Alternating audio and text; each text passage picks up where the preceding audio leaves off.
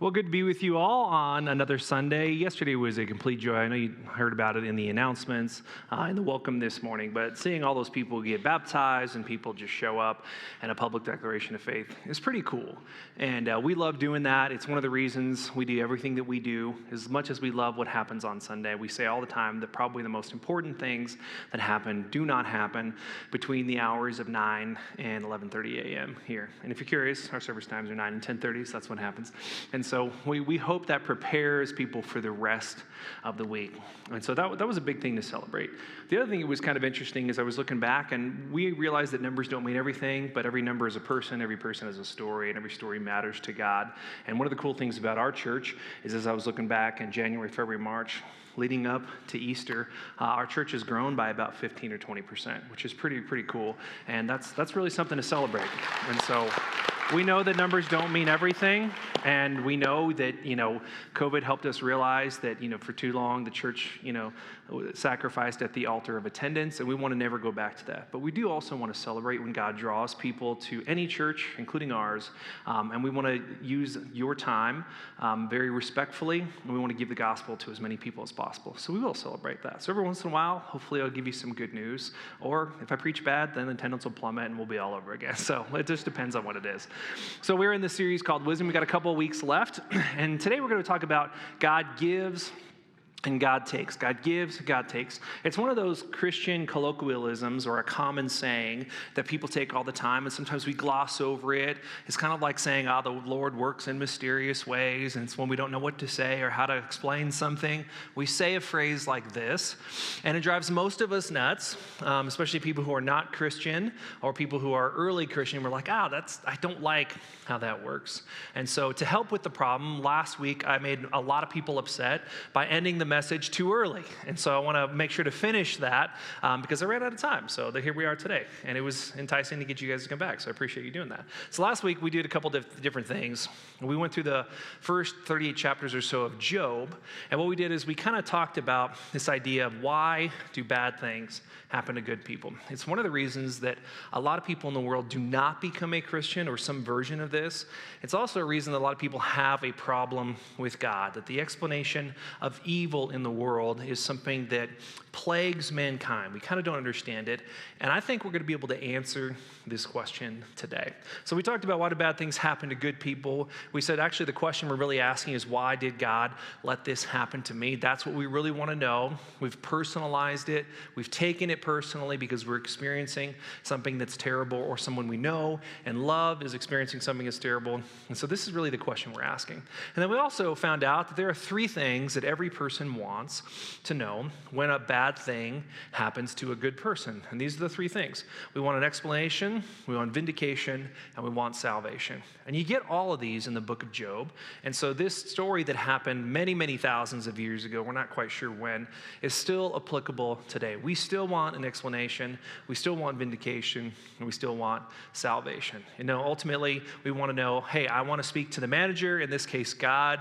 I would like to be vindicated. I don't believe I deserve this. And then ultimately, we want that suffering to end. So we want all three of those. And last week, I kind of left a cliffhanger because we started by saying this, and the Lord answered Job from the whirlwind. Job 38 and 39. So if you don't know the story of Job, just let me give you a really quick synopsis of this story, is that Job is kind of smack dab almost in the middle of the Bible, and it's this story about God allowing something bad to happen to this guy named Job, who is clearly an innocent and a good man. In fact, God himself corroborates this. Job says he's innocent. Scripture says he's innocent. God corroborates that and says, yep, he is innocent and good. And you got this theological interesting thing where Satan and God are talking with one another. And there's some issues with that, but not a ton, because Jesus and Satan would have a conversation when Jesus goes off in the wilderness. So Satan is able to approach God and talk with him and challenge him and question him.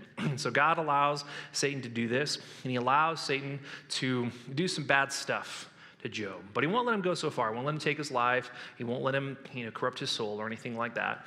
And so Job experiences all this terrible stuff. His livestock is gone. His wealth is gone. His family is gone. He's in physical pain. And throughout, pretty much chapters 3 to about 37 or so, they're trying to find an answer to the question, why did this bad thing happen to this good man, Job?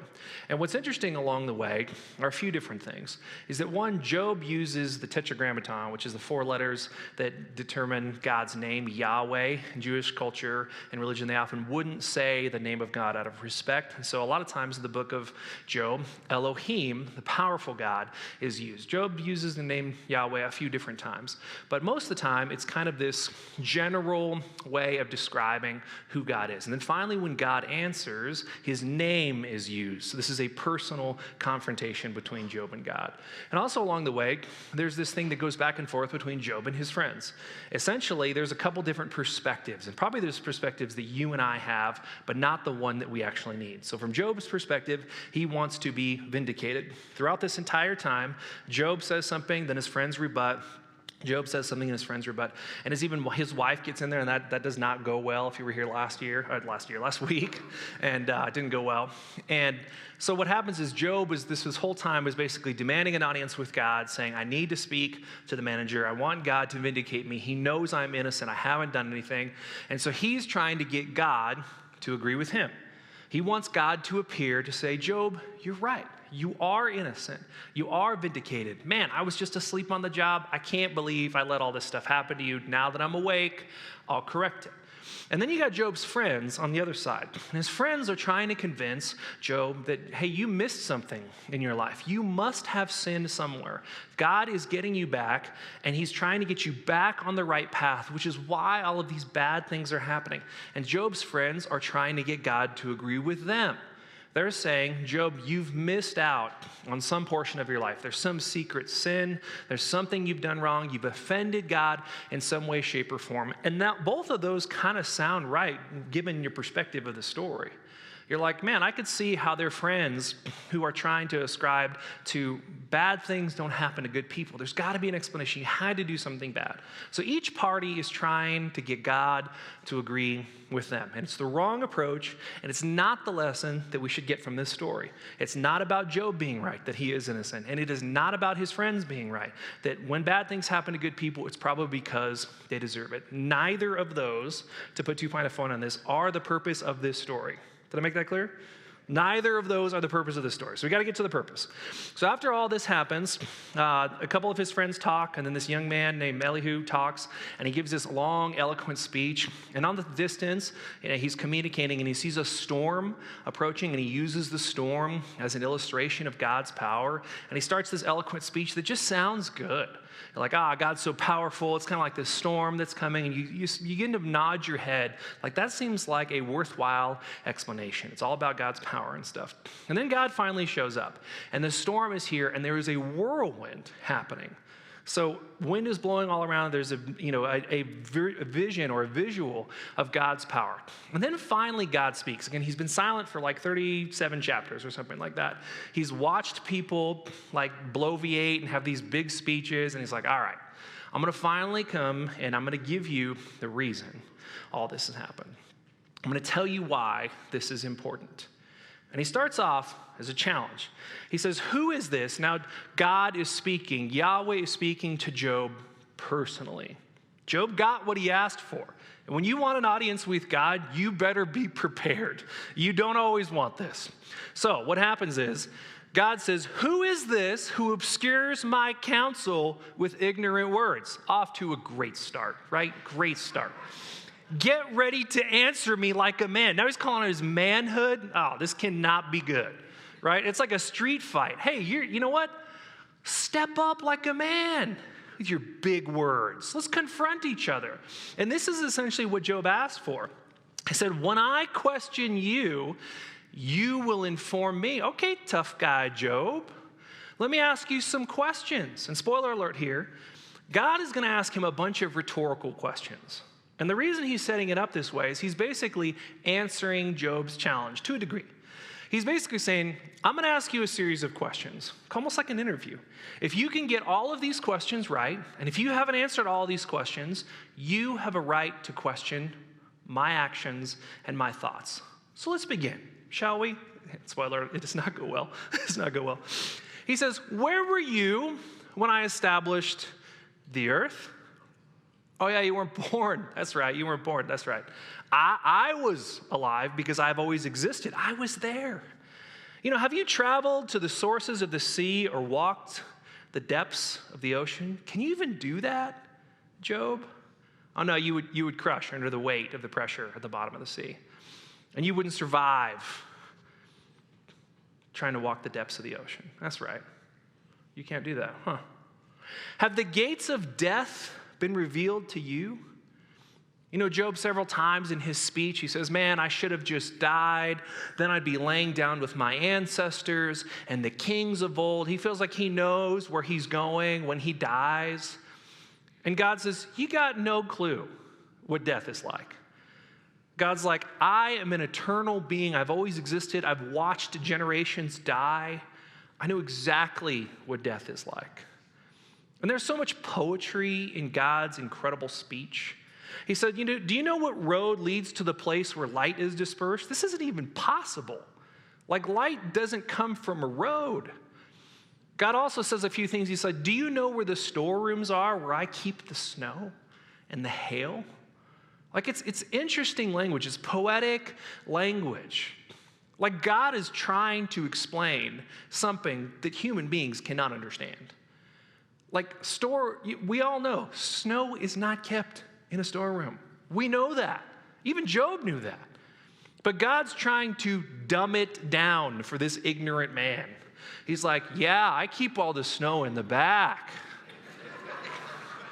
He doesn't know what he's talking about, right? Do you know the laws of heaven?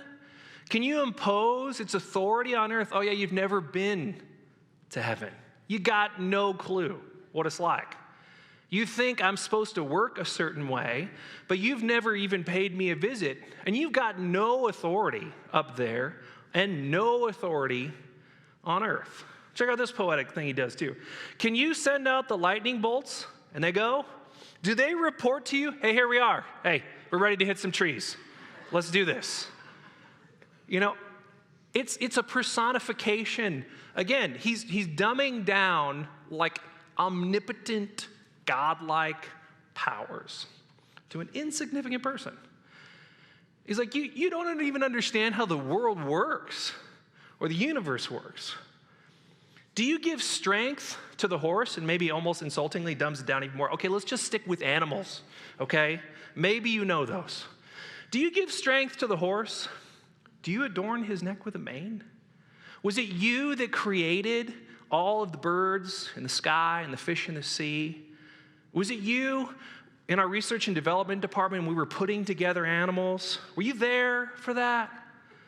Were you there where we created mosquitoes? I wish you were, because that one was a mistake. And then they just went out that way, and it's bad. We could have used another set of eyes on that one. But the horse, amazing, right? Were you there? Are you the person that when you see a horse running, you go, the mane, my idea, my idea? No. Do you see how ridiculous these questions are? They're ridiculous questions, purposefully. Does the eagle soar at your command and make its nest on high? Did you program an eagle to go up to the highest place, to build a nest for its offspring and take care of them there and to push them out when it's time to fly? Did you do that? Oh no, that was me. Again. That's right. It was me, God, not you. And this goes on. I've just given you 8. He asks so many more than these. And at the end of it, Job is looking there, talking with God. And don't forget, this is not a calm conversation where God sits him down in a chair. There's a whirlwind happening around him. He's yelling. He's like, okay, you can stop now. He's like, no, we're not going to stop. Because I listened to you and your silly friends for 36 chapters. And you're going to listen to me now. And so he tells him, and then Job, he gets the point. Again, this is just chapters 38 and 39, and then there's 40, and then there's 41. This is God for like 4 chapters. And during which Job interjects a few times, and he's like, okay, I'm insignificant. And God's like, no, you have not gotten the point. You have not gotten the point. And so Job finally tells him, he says in Job chapter 42, he says, God, I know that you can do anything and no plan of yours can be thwarted. And you asked me, who is this who conceals my counsel with ignorance? Surely I spoke about things I did not understand, things too wondrous for me to know. And God's like, you're catching on. You said to me, God, listen now and I will speak. And when I question you, you will inform me. I had heard reports about you. Like Job has never met God. He's going off reports. Like he's going, it's like, okay, I read a few articles and now I'm an expert, right? You go online and you read a few things and then you like spout off stuff like we know stuff. Like, no, we can't do that. You will inform me. I have heard reports about you, but now my eyes have seen you. Therefore, I reject my own words. And I'm sorry that I said them because I am dust and ashes. And everything gets put in perspective. Now, this is kind of a lofty way of describing us. I wanted to give you a different way, a stupid way of describing this. And the stupidity is from here. Okay. So one time, years ago, when I was working at a different church and we were kind of going from one place to the next, I was in a plane, and I don't normally get nervous on planes. But planes are kind of interesting because they give you a perspective on the land and everywhere else that you're going that you just don't get from land. And I've been on planes for a long time, ever since I was little. And so you think when you've flown enough times that you know enough about a plane and how it works and where it should go. And you get kind of an arrogance of like, I want to sit here and I want to go to this place and this is how long it should take and there should be nothing that happens in between. So I happen to be sitting next to this pastor who I work with. And we noticed our plane took a little bit of an embankment. And I was like, I'm terrible with directions, so please never ask me for directions. But I knew enough that I had a phone and I was like, we are not going in the right direction. And the guy next to me had some military training. I can't tell you what it is because top secret, he'd probably kill me. But he had some military training. And he turns to me, he said, one of the engines is failing. I was like, that's not what I want to hear. Not at all. And he goes, yeah, the embankment's because the pilot is looking for a place to land. And I said, we're still 2 hours from our destination. And he's like, we're probably not going to make it there. You see that highway down there? He's scoping it out. I was like, there's no way that's possible. And he's like, oh yeah, one of the engines doesn't work anymore. And I look outside and I was like, well, it's not on fire. And he's like, does the engine have to be on fire to not work? And I was like, okay, I was dumb. I get it. And so he's like, that one doesn't work. He's like, here's what's going to happen. In a minute or two, the pilot's going to come on the speaker, and he's going to say, hey, we're going to be making an emergency landing somewhere else. I'm looking for a place to land, yada, yada, yada. A couple minutes go by, and he goes, your captain speaking. And I was like, no way, right? And he says, hey, don't want to make you guys panic. One of our engines has stopped working. He said it very kind, but all you hear is like, we're all going to die, we're going down. That's all you hear. And so he's talking about this. He's like, hey, we're going to try to land at this other airport. There are some places in between here and there, and I'm thinking freeway. And I was like, this is like a movie. It's crazy. And so he's like, we're going to try to make it to this other airport. Here are my stupid thoughts during this. Can I share you with this? Like, don't tell anybody. Hopefully we're not recording this, but don't tell anybody. Here are my stupid thoughts. I was like, I have to get home. Like, maybe we can make it. Can't we just continue to go? Or I was just like, let's not land on the freeway there. Let's just find some other place. Like, I'm a pilot and I've had training and I know exactly what's going on, right? I got no clue. And the guy I'm next to, I'm like, well, what's going to happen? He's like, well, we're probably going to land at this other airport. And again, if we had an emergency, we had to go there. And I was like, can we go up there and just tell him to go? And he's looking at me like, you are so dumb. And I'm like, yeah, I am so dumb. And there's a couple things here. It's like, one, I was concerned. I was like, how do I explain this to my wife? How am I going to tell her I'm home late? And in my head, I didn't think the plane going down somewhere is a legitimate reason to be late, right? All my time, I'm just thinking, like, she's going to be upset at me because I'm going to be a couple hours late. Like, so dumb. Here's the reason I tell you this story. I have no experience in piloting. I've never been to the cockpit of a plane. I've been a passenger on a plane lots of times. And sometimes I think that gives me the perspective that I know what's going on. And you and I, in our lives, are far greater passengers than we think. To not make this too corny, God has always been and will always be the pilot. Always. Doesn't matter what's going on. And we think it's sometimes because we've lived a little and because we think we know where God is going, that when something bad happens in our life or good happens in our life or something just happens, that we have a say in the matter. And then you got to go to Job and you got to realize that God says, where were you when I did all this? And you have to go, I wasn't there. You know, in the middle of this discourse, God asks Job a question. It's a very powerful question. It's easy to read over, and it's a question that you and I need to understand and put into perspective. In chapter 40, going back a couple chapters, God says this, would you really challenge my justice? And would you declare me guilty to justify yourself? You know what the answer to this question is? Yes. The answer to this question is always yes. We always question God's justice because we wouldn't do it the way he did it. We always question the good and the bad because it's not how we would do things. And if we're honest, we will declare God guilty to justify ourselves. You know how I know that? Because Jesus was declared guilty. We executed him for it, right? We didn't say he was innocent because the Romans weren't in business of killing innocent people, at least publicly. And the Jewish rabbis wanted him guilty to justify their means. The answer to this question is always yes. We will always declare God guilty because we don't want to be guilty. We will always put him on the cross because we don't want to be there. We will always say it's his fault because we don't want to admit sometimes it's our fault. And we'll always attribute bad things happening to good people to him rather than we live in a fallen world. And bad things happen. And we forget that God is ultimately in control. We want so desperately to walk down the aisles, to knock on the pilot's cabin and say, hey, I got some suggestions. And we got no shot of going there. We shouldn't even be allowed on the plane. I mean, again, not to stretch the analogy too far, but the fact that God would take us for a ride in his direction, we shouldn't ask why bad things happen to good people. We should ask, why do good things happen to bad people?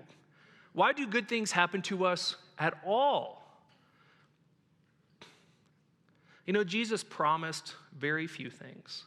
Here's one of the things he promised. Servants of God are guaranteed to experience temporary suffering. We should never even ask the question, why do bad things happen to good people?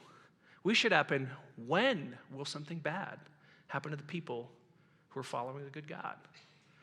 Jesus guarantees that in this world you will have hardship and trouble. He said, but take heart. I have overcome the world. He promised that something would bad happen to you. Again, we should never ask this question, why do bad things happen to good people? We should ask when and how do we deal with them? Because Jesus ultimately said, you will, if you follow me, you will have hardship in this life. Guaranteed. But that's not the end.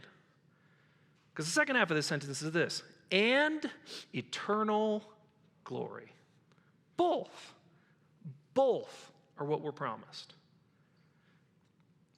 So when we think, why do bad things happen to good people, we must put into perspective that God is ultimately in control and he is taking us to a place we could not get ourselves. We must trust in him along the way because the destination is not temporary relief, it's eternal glory with him. I use this quote all the time because it helps remind me and give me perspective. It's by St. Augustine. You've heard me say it a bunch of times. God had one son without sin, never one without suffering.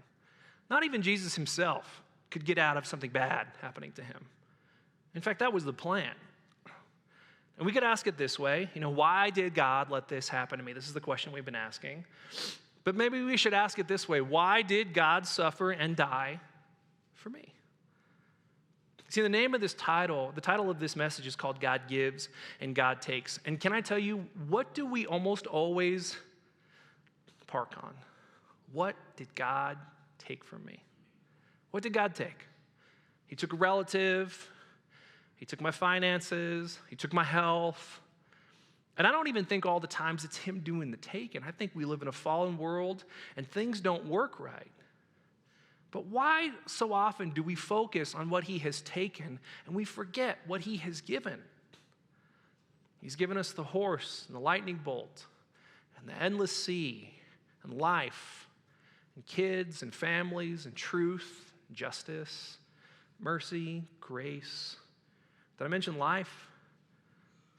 Like, why do we always, or maybe not always, most of the time, concentrate on what he has taken and forget and minimize what he has given?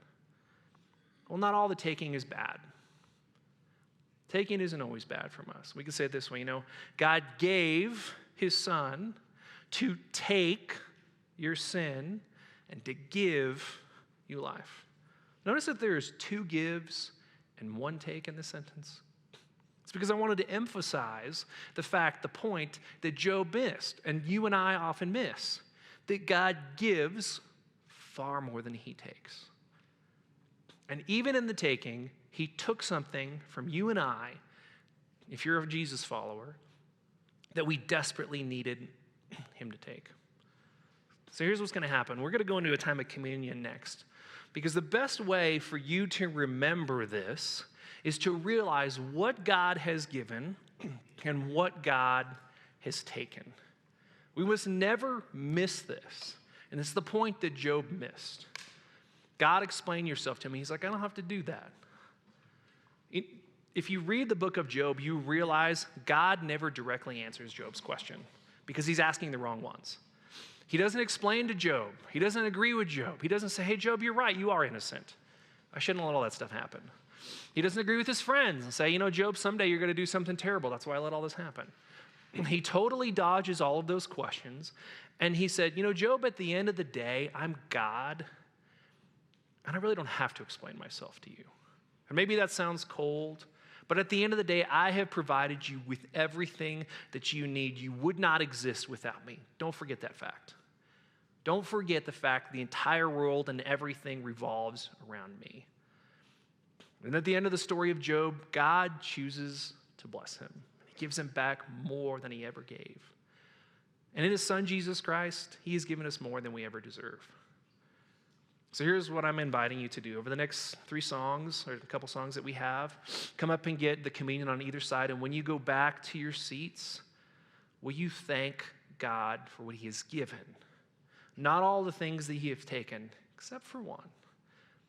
Thank you for taking my sin, and thank you for giving me life. If you're not a Christian, but you would like to respond to this message by receiving Christ, you're invited to take communion. If you're not a Christian, communion is not for you. You don't know what it's like to have your sin taken yet, and we hope you do. I'm going to pray for us. During these next 2 songs, come up and get communion when you're ready. Go back to your seats and thank God for what he's given you. Father, thank you for this, this time in Job's story. God meeting you in a whirlwind like Job did would be terrifying. And Lord, we're grateful that you met with us on a hill. You took the world's sin, and those of us who have said yes to you are so grateful for that gift. And remind us of all that you have given us throughout our lives and ultimately in Jesus Christ, and for eternal glory with you. Help us minimize not what you have given, but what you have taken, and all the things in our life that we wouldn't have taken ourselves. Lord, thank you for giving us your Son. We did not make you. You chose to. In your Son's name, Jesus. Amen.